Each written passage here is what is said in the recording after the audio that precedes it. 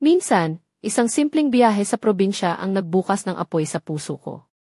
Hello, ako si Luningning, 27 anyos, isang guro sa elementarya mula sa bayan ng Lipa, Batangas.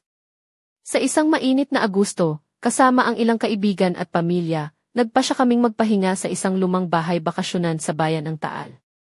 Ang layunin namin ay mag-unplog mula sa ingay ng lungsod at mag-enjoy ng payapang tanawin. Akala ko noon, isang ordinaryong labas lang ito, pero hindi ko alam na doon ko mararamdaman ang isang kakaibang init na hindi ko pa naranasan. Sabi ka kung magkwento kung paano nagbago ang lahat sa isang simpleng weekend getaway, kung paano ang mga mata ni Carlo, isang matagal ng kaibigan, ay naghatid sa akin sa isang kakaibang mundo. Isang mundo kung saan ang mga batas ng syudad ay tila naglalaho, at ang mga damdamin ay nagiging mas malakas kaysa dati. Sa susunod na bahagi, sasabihin ko kung paano namin naabot ang Taal, ang lumang bahay na puno ng alaala, at kung paano nagsimula ang mga kakaibang tingin at damdamin sa pagitan namin ni Carlo habang naglalakad kami sa lilim ng mga punong mangga. Hawak ko pa ang alaala ng magaan na puting saya na suot ko, halos malinaw na may manipis na sinta sa baywang, at ang mga araw ay mainit ngunit puno ng pangako. Ngunit sa likod ng payapang tanawin, may nag-uumpisang apoy na hindi ko inaasahan. Makakasama ninyo ako sa paglalakbay na ito, sa bawat tagpong puno ng enerhiya, lihim, at mga tanong na hanggang ngayon ay nagpapasikip ng dibdib ko. Handa na ba kayo? Tara, simulan natin. Ang araw na iyon sa Taal ay nagsimula ng mahinahon, ngunit may kakaibang tensyon na unti-unting sumisingit sa hangin. Makalipas ang ilang oras ng paglalakad sa paligid ng lumang bahay at pagtuklas sa mga taniman ng mangga at santol, napansin ko ang kakaibang tingin ni Carlo sa akin. Hindi ito yung simpleng pagkakaibigan lang, may halong init at lihim na sinisilip sa kanyang mga mata. Ako si Luningning, 27 anyos, guro sa elementarya, at sa araw na iyon ay nakasuot ng puting cotton dress na medyo manipis, may mga buttons hanggang sa ibaba at may manipis na sintas na nakatali sa baywang. Ang buhok ko ay nakapusod ng simpleng bon at naglalakad akong barefoot sa damuhan na medyo basa pa mula sa umagang hamog. Kasama ko ang aking boyfriend na si Marco, isang inhinyero na sobrang maingat at laging handang magdala ng mga gamit para sa kahit anong emergency. Kasama rin namin si Carlo, matagal ng kaibigan na may hindi ko maipaliwanag na epekto sa akin. Ang aming grupo ay binubuo ng 5, ako, si Marco, si Carlo, ang kaibigan kong si Ana na palaging masayahin at palakaibigan, at si Miguel, anak ni Marco mula sa kanyang unang asawa, na 10 taong gulang pa lamang. Ang plano namin ay magpahinga, mag-enjoy sa kalikasan, at magpalipas ng weekend na walang ingay ng lungsod. Habang naglalakad kami sa paligid ng bahay, napansin ko ang mga ibon na tila mas malakas ang huni, at ang hangin ay hindi kasing lamig ng dati, parang may dala itong lihim. Si Carlo, na palaging may ngiting mapang-akit, ay hindi tumigil sa pagtitig sa akin. Sa kabila ng ingay ng aming mga tawa at usapan, ramdam ko ang init ng kanyang mga mata na sumusubaybay sa bawat galaw ko. Hindi ko maiwasang maging mahiyain, pero may kakaibang kiliti sa dibdib na tila nagsasabing may mangyayaring hindi inaasahan.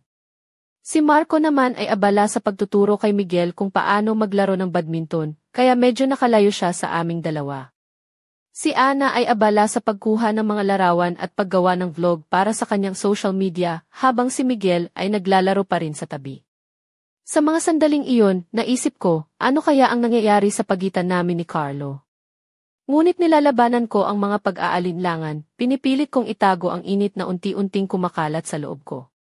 Para sa akin, ito ay isang ordinaryong bakasyon pa rin, hanggang sa magsimula ang mga pangyayaring magpapabago sa lahat. Ang araw ay tumatakbo ng mabilis, at habang papalalim ang hapon, unti-unting lumalalim din ang misteryo sa pagitan namin ni Carlo. Pagkatapos naming mag-swimming sa lawa malapit sa bahay at mag-inuman ng malamig na homemade sagut gulaman at beer, napunta kami sa isang lumang bahay na tila may kwento ng nakaraan. Ang bahay na iyon ay may kahoy na bintana, lumang estufa, at may mga duya na nakasabit sa veranda.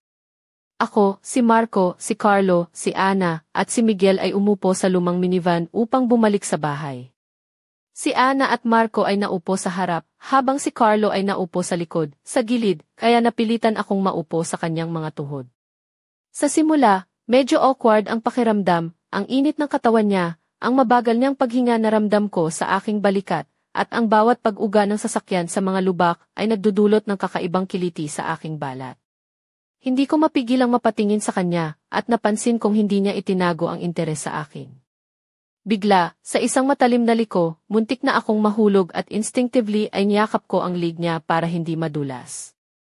Hindi ko inaasahan na hahawakan niya ang aking baywang ng matatag, hindi parang kaibigan lang, kundi parang may mas malalim na ibig sabihin. Ang mga sandaling iyon ay parang huminto ang oras, at ang hangin ay naging mas makapal sa init ng aming paghinga. Naramdaman ko ang pagtaas ng dugo sa aking mukha, pero pilit akong nagkunwaring walang nangyayari. Ang radyo sa sasakyan ay tumutugtog ng mga kantang Filipino na may malumanay na tono, habang si Miguel ay abala sa panonood ng cartoons sa kanyang headphone. Ngunit sa likod ng lahat ng ito, ang mga kamay ni Carlo ay nanatili sa aking baywang, at bawat pag-uga ng sasakyan ay parabang paalala ng init na hindi ko dapat ipakita. Pagdating namin sa bahay, nagtipon-tipon na kami sa veranda. Si Marco ay abala sa paghahanda ng hapunan, iniihaw ang mga manok sa uling, habang si Ana ay naglalaro kay Miguel gamit ang flashlight, ginagaya ang mga lobo sa dingding ng lumang banyo. Ako naman ay naupo sa duyan, suot pa rin ang puting dress na may 2 buttons na nakabukas sa itaas, na para bang sinasabi kong handa na akong mapansin. Dumating si Carlo sa veranda ng palihim, suot ang simpleng itim na shorts at beige na t-shirt na halos dumikit sa kanyang katawan dahil sa init. May dala siyang bote ng soft drink, ngunit ang kanyang mga mata ay hindi mapigilang tumingin sa akin, mula sa leeg, pababa at pabalik. Ang bawat titig niya ay nagdudulot ng kilabot sa likod ko, na parang malamig na alon sa isang mainit na araw. Halika, mahina niyang sabi, may ipapakita ako sa iyo sa hardin. Tumayo ako ng tahimik, at habang papalakad kami pabalik sa likod ng bahay, ang gabi ay unti-unting bumabalot, ang hangin ay mas mabango, may halong amoy ng mangga at basa ng damo. Sa ilalim ng mga puno, bumaba kami sa isang lumang upuan sa lilim ng punong seresa, at doon nagsimula ang tahimik na pag-uusap na puno ng mga hindi sinasabi.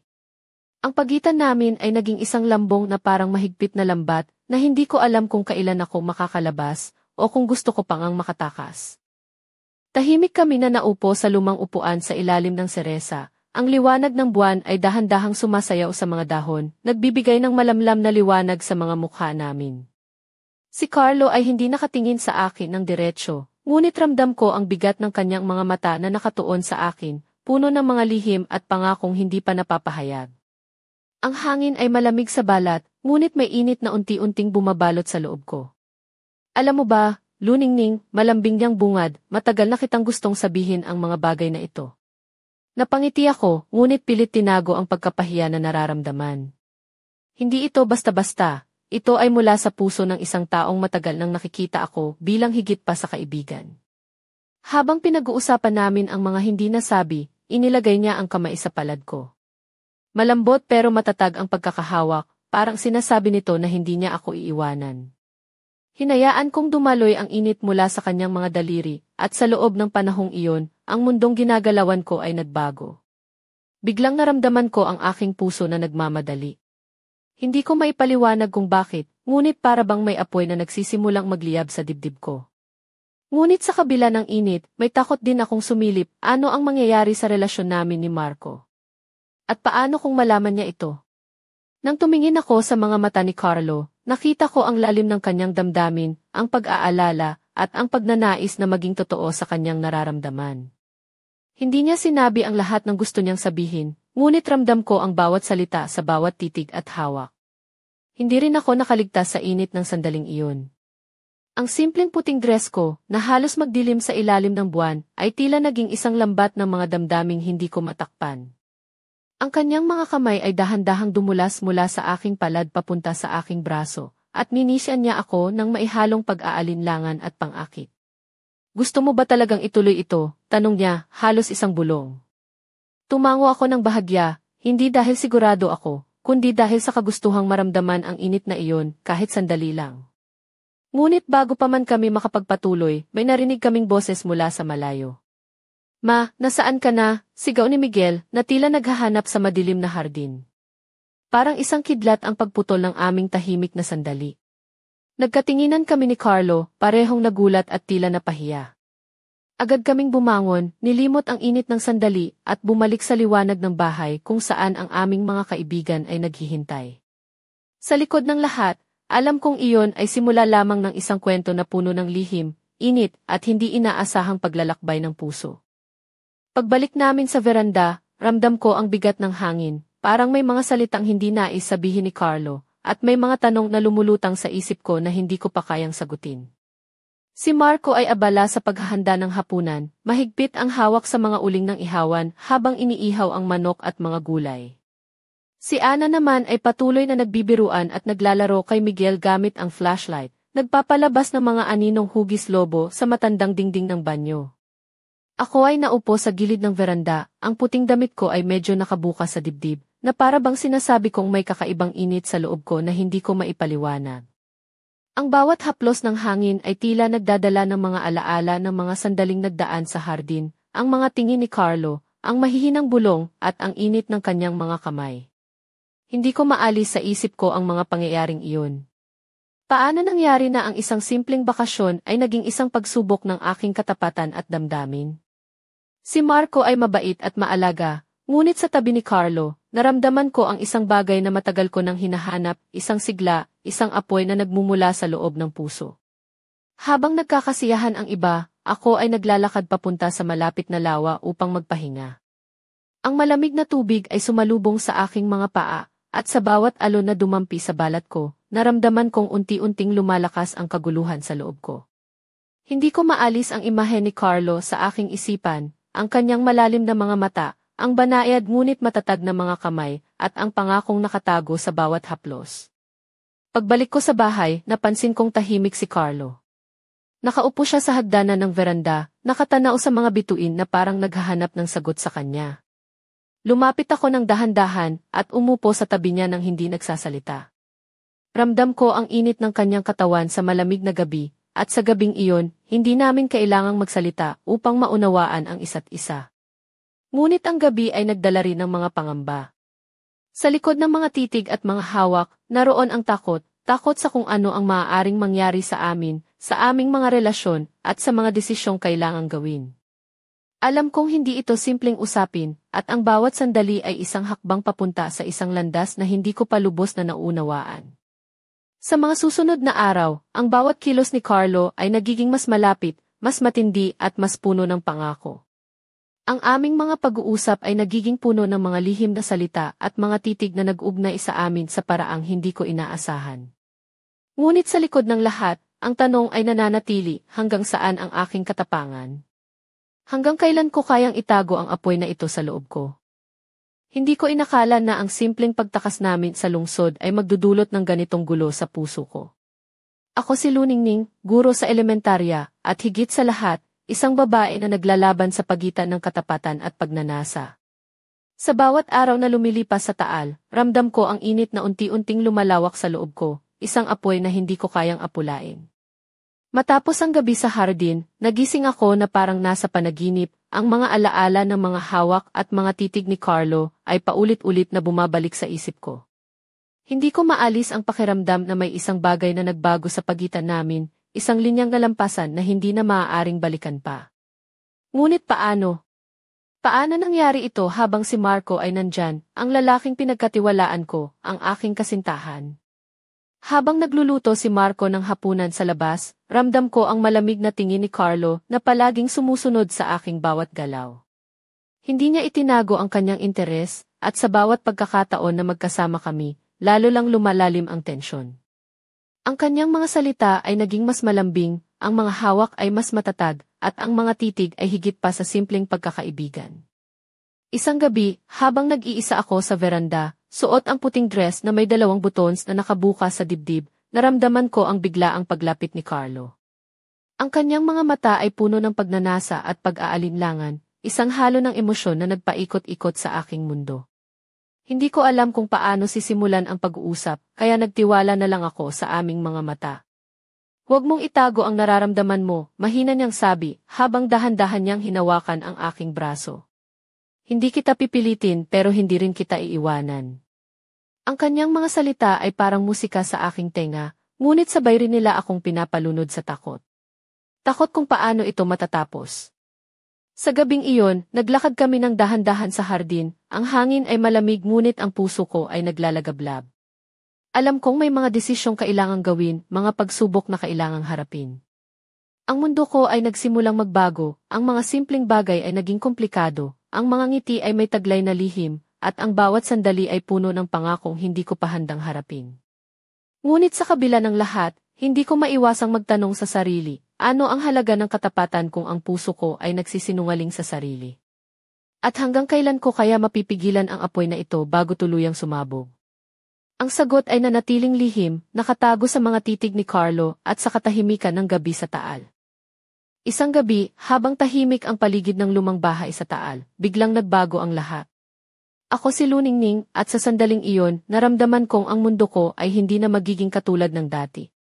Si Carlo, na matagal ko ng kaibigan, ay nagpakita ng isang bahagi ng kanyang sarili na hindi ko inaasahan, isang lihim na matagal na niyang tinatago, at ngayon ay ipinakita niya ng walang takot. Habang naglalakad kami sa madilim na hardin, bigla niyang hinawakan ang aking kamay ng mas mahigpit kaysa dati. Ang kanyang mga mata ay nagliliyab, puno ng sigla at pagnanais.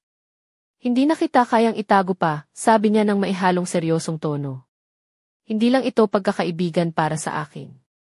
Gusto kong malaman mo kung ano man ang mangyari, hindi kita iiwan. Hindi ko alam kung ano ang sasabihin. Ang puso ko ay bumibilis, ang katawan ko ay nanginginig sa kakaibang damdamin. Ngunit bago pa man ako makapagsalita, may narinig kaming kaluskos mula sa likod ng mga puno. Isang anino ang lumitaw mula sa dilim, si Marco, na hindi namin inaasahan. Ang kanyang mukha ay nagtataglay ng halo ng pagkabigla at sakit. Luningning, mahina niyang sabi, ano ba talaga ang nangyayari dito? Sa mga sandaling iyon, parang naglaho ang lahat ng init na nararamdaman ko kay Carlo. Ang mga salita ni Marco ay parang malamig na hangin na sumalubong sa akin, nagdulot ng kakaibang kirot sa puso. Hindi ko alam kung paano sasagutin ang tanong ni Marco. Ang lahat ng mga lihim na itinago ko ay unti-unting lumalabas, at ako ay natatali sa gitna ng dalawang mahal ko sa buhay, isang lalaki na matagal kong minahal, at isang kaibigang biglang naging higit pa sa kaibigan. Si Carlo ay lumapit, subalit tumigil nang makita ang kalungkutan sa mga mata ni Marco. Alam kong hindi ito ang dapat mangyari, ngunit nangyari ito nang hindi inaasahan. Ang gabing iyon ay nag-iwan ng mga tanong na walang sagot at mga pusong sugatan. Hindi ko maintindihan kung paano ang isang simpleng bakasyon ay nauwi sa ganito, isang drama ng pag-ibig, pagtataksil, at mga lihim na hindi na maitago. At sa likod ng lahat, ang tanong ay nananatili, ano ang magiging desisyon ko? Sino ang pipiliin ko sa dalawang lalaki na ito, at paano ko haharapin ang mga kahihinatnan ng aking mga ginawa? Ang sagot ay nasa mga susunod na araw, ngunit ang gabi ng pagkakatuklas na iyon ay isang simula ng isang kwento na puno ng sakit, pag-asa, at mga pangarap na maaaring masira o matupad. Hindi ko inaasahan na ang gabi na iyon sa hardin ay magiging simula ng isang malaking bagyong emosyonal. Ako si Luningning at sa mga sandaling iyon, parang nawalan ako ng kontrol sa lahat ng nangyayari. Si Marco, ang lalaking matagal kong minahal at pinagkatiwalaan, ay natanaw ang hindi ko inaasahang eksena, ako at si Carlo, magkahawak kamay sa ilalim ng buwan. Pagkatapos ng tanong ni Marco, may biglang katahimikan na bumalot sa amin. Si Carlo ay tumingin sa akin na puno ng pagsisisi, habang si Marco naman ay tila naguguluhan, nasasaktan ngunit pilit na nananatiling kalmado. Ang puso ko ay sumisigaw, ngunit ang mga labi ko ay nananatiling nakapikit, hindi makapagsalita. Paano ito nangyari, Luningning? Mahina niyang tanong, na para bang tinatanggap ang sakit ng katotohanan. Sa puntong iyon, napagtanto ko na ang aming mga lihim ay hindi na kayang itago, at ang bawat desisyon ay may kapalit. Si Carlo ay lumapit, sinubukang humingi ng tawad, ngunit si Marco ay tumayo at tahimik na umalis, iniwan kaming dalawa na may mabigat na hangin sa pagitan namin. Sa mga sumunod na araw, nagbago ang lahat. Si Marco ay naging malamig, at ako ay nahihirapan harapin ang kanyang mga titig na puno ng tanong at galit. Si Carlo naman ay palaging nandyan, ngunit may distansya na hindi ko maintindihan. Ang simpleng bakasyon ay naging isang palaisipan ng mga damdamin na kailangang lutasin. Isang araw, habang nag-iisa ako sa veranda, dumating si Ana at nagdala ng balita, may kakaibang nangyari sa bayan. May usap-usapan tungkol sa isang lihim na matagal nang tinatago ng ilan sa aming mga kakilala, isang lihim na maaaring magbago ng lahat ng aming pananaw. Nang marinig ko ito, ramdam ko ang pagtaas ng aking puso. Parang ang aming mga personal na problema ay maliit lamang kumpara sa isang mas malaking misteryo na nagkukubli sa likod ng katahimikan ng Taal. Ngunit anuman ang mangyari, alam kong hindi na ako magiging ganoon kadalas na inosente tulad ng dati. Ang mga lihim ay unti-unting sumisibol, at kasama nito ay ang mga tanong na kailangang sagutin, mga tanong na magpapabago sa aming buhay, sa aming mga relasyon, at sa aming mga puso. Ngunit ang pinakamahalaga, paano ko haharapin ang lahat ng ito? At sa kabila ng lahat, sino ba talaga ang tunay kong nais? Habang lumalalim ang gabi sa Taal, ang bawat sandali ay naging parang apoy na unti-unting lumalaganap, hindi lang sa paligid kundi lalo na sa loob ng puso ko. Ako si Luningning, at nararamdaman ko na ang init ng pagnanasa, takot, at pagkalito ay nagsanib upang bumuo ng isang bagyong emosyonal na halos sumabog sa bawat hibla ng aking pagkatao. Ang mga araw ay nagiging mahirap. Si Marco ay tahimik, halos hindi na niya ako tinitingnan ng may dating init at pagmamahal, habang si Carlo ay tila palaging nasa paligid, ngunit may halong pag-aalinlangan at pag-iingat sa bawat kilos niya. Ang aming mga pag-uusap ay puno ng mga hindi nasabi, mga titig na naglilihim, at mga haplos na puno ng pangako at pagsubok. Isang gabi, habang umuulan ng banayad at ang mga kidlat ay naglalaro sa langit, nagkaroon kami ng isang mainit na pag-uusap sa loob ng bahay. Si Carlo ay lumapit sa akin, ang kanyang mga mata ay puno ng determinasyon. Luningning, hindi ko kaya na magpanggap na wala kang ibig sabihin sa akin, sabi niya ng mailalim na tinig. Ngunit kailangan nating maging matapat, hindi lang sa isa't isa, kundi pati na rin kay Marco. Hindi ko mawari ang mga salitang iyon. Ang puso ko ay parang sinusubukang maghati sa dalawang bahagi, isang bahagi na nais manatili sa piling ni Marco, at isang bahagi na sumisigaw para sa isang bagong pag-asa kay Carlo. Ang bawat pagpili ay tila isang sugat na patuloy na dumudugo sa loob ko.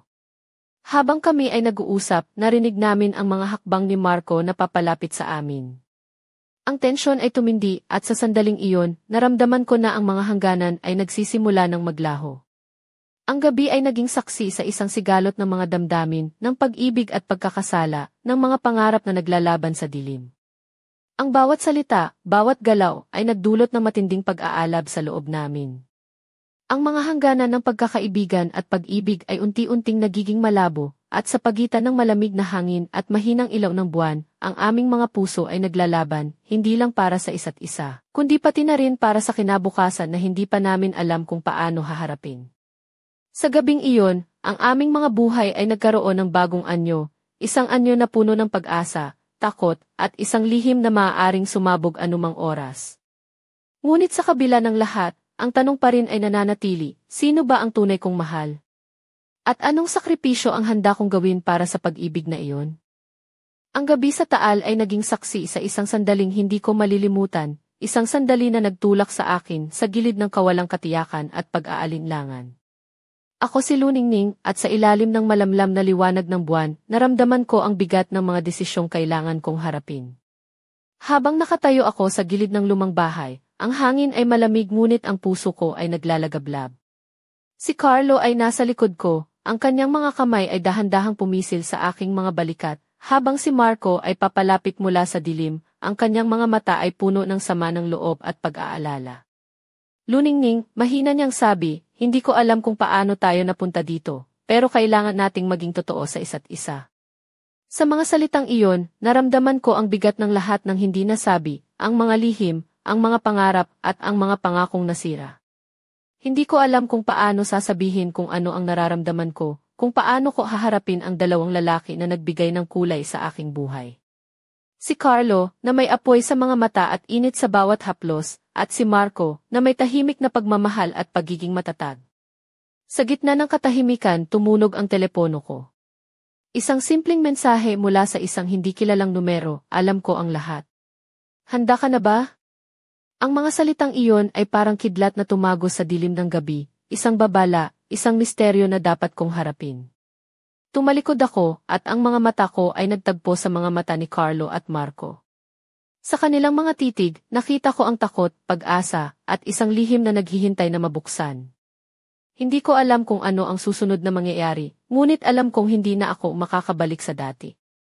Ang kwento namin ay nag-umpisa sa isang simpleng bakasyon sa probinsya. Ngunit ngayon, ito ay naging isang apoy na kailangang pagpasiyahan, isang apoy na maaaring magwasak o magpaliyab ng bagong simula. At habang ang gabi ay nagtatapos, ang tanging sigurado ko lang ay isang bagay, ang kwento namin ay hindi pa tapos. May mga lihim pa ring nakatago, mga pangarap na kailangang tuparin, at mga puso na kailangang paghilumin. Handa ka na bang malaman ang susunod?